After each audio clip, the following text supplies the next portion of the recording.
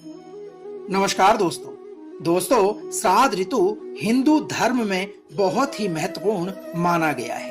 यह वर्ष की एक ऐसी अवधि है जब पूर्वजों को याद किया जाता है और उनका सम्मान भी किया जाता है।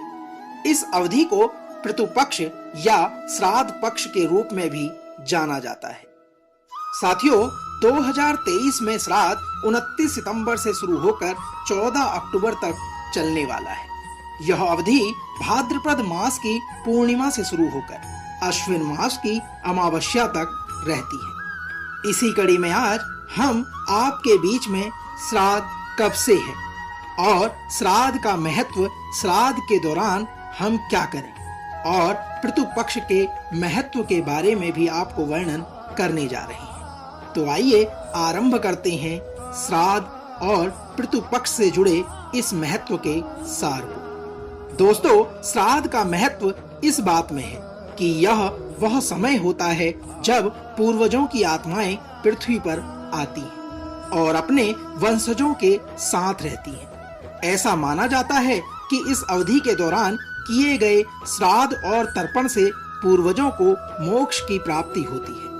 श्राद्ध के दौरान लोग अपने पूर्वजों के लिए श्राद्ध कर्म करते हैं। इसमें पिंडदान, तर्पण और ब्राह्मणों को भोजन कराना शामिल है। यह भी माना जाता है कि इस अवधि के दौरान किए गए दान और पुण्य कर्म पूर्वजों को लाभान्वित करते हैं। दोस्तों, आइए जानते हैं पितृपक्ष कब से शुरू हो रहा है। साथियों, हिंदू धर्म में एक महत्वपूर्ण अवधि है जब यह वह समय होता है जब लोग अपने पूर्वजों की आत्माओं को श्रद्धांजलि अर्पित करते हैं। पितृपक्ष भाद्रपद मास की पूर्णिमा से शुरू होकर अश्विन मास की अमावस्या तक चलता है। 2023 में पितृपक्ष 29 सितंबर से शुरू होगा और 14 अक्टूबर तक चलेगा। इस साल पितृपक्ष में 16 श्राद्ध हैं। आइए जानते हैं पितृपक्ष का महत्व। पितृपक्ष का महत्व इस बात में है कि यह वह समय होता है जब पूर्वजों की आत्माएं पृथ्वी पर आती हैं और अपने वंशजों के साथ रहती हैं। ऐसा माना जाता है कि इस अवधि के दौरान किए गए श्राद्ध और तर्पण से पूर्वजों को मोक्ष की प्राप्ति होती है। मनुष्य पितृपक्ष के दौरान अपने पूर्वजों के लिए श्राद्ध का कर्म करते हैं। इसमें पिंडदान, तर्पण और ब्राह्मणों को भोजन कराना मुख्यतः शामिल है। पितृपक्ष के दौरान किए जाने वाले कुछ महत्वपूर्ण कार्य निम्नलिखित हैं। अपने पूर्वजों के लिए श्राद्ध कर्म करें। इसमें पिंडदान, तर्पण और ब्राह्मणों को भोजन कराना शामिल है।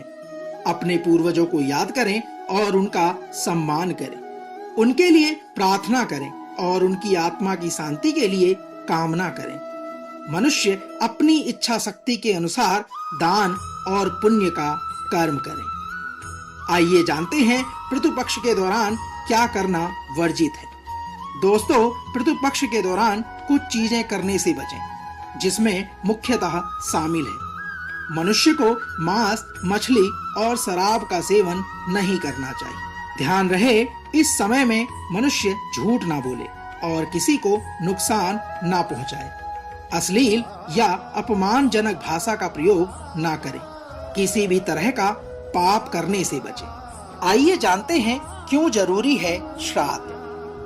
कहते हैं कि आत्मा अमर अजर है, जिसका नाश नहीं हो सकता, लेकिन शरीर जरूर खत्म हो जाता है। और जब शरीर खत्म होता है तो ये आत्मा जो बेचैन हो जाती है और अपना शरीर पाने के लिए इधर उधर भटकती रहती है।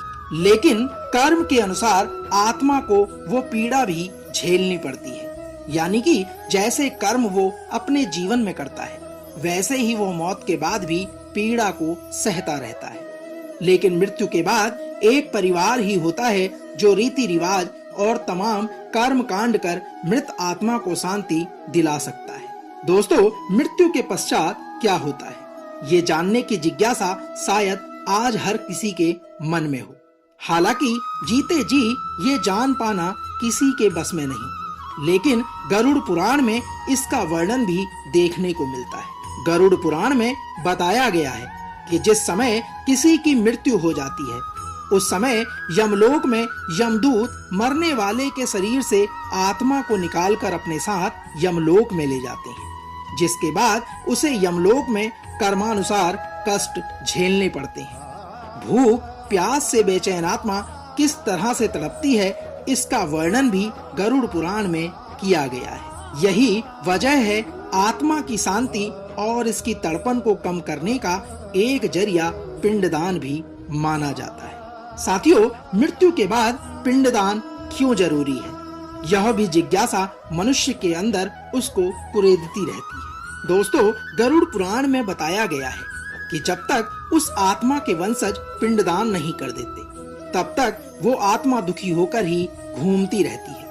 इसलिए कहा भी जाता है, जब किसी मनुष्य की मृत्यु हो तो उसके नाम पर लगातार 10 दिनों तक पिंडदान जरूर करना चाहिए, क्योंकि ऐसा करने से सूक्ष्म शरीर को चलने फिरने की शक्ति प्राप्त हो जाती है और आत्मा को शांति भी प्रदान होती है। बात अगर पितृ श्राद्ध की करें, माता पिता और पुरखों की मृत्यु के बाद उनकी तृप्ति के लिए श्रद्धा पूर्वक किए जाने वाले इसी कर्म कांड को पितृ श्राद्ध भी कहा जाता है, जिसको लेकर भाद्रपद के कृष्ण पक्ष में 15 दिन पितृ पक्ष को समर्पित होते हैं। ऐसे में इन दिनों को अपने पूर्वजों का ऋण यानी कर्ज उतारने के लिए भी अच्छा माना जाता है।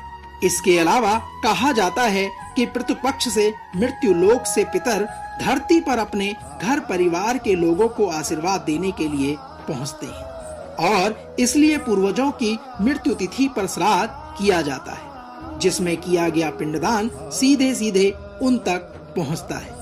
साथियों, इसके अलावा हम में से कई लोग ऐसे भी होते हैं जिनकी कुंडली में पितृ दोष होता है, यानी कि वह पितृ दोष से पीड़ित होते हैं। इस दोष से छुटकारा पाने के लिए भी हर साल पितृ पक्ष में पितरों की शांति के लिए तर्पण, पिंडदान और श्राद्ध किए जाते हैं। कहते हैं कि जो लोग पितृ पक्ष में अपने पितरों को तर्पण, पिंडदान और श्राद्ध जैसे कार्य नहीं करते, उन्हें अपने जीवन में कई समस्याओं का सामना करना पड़ता है।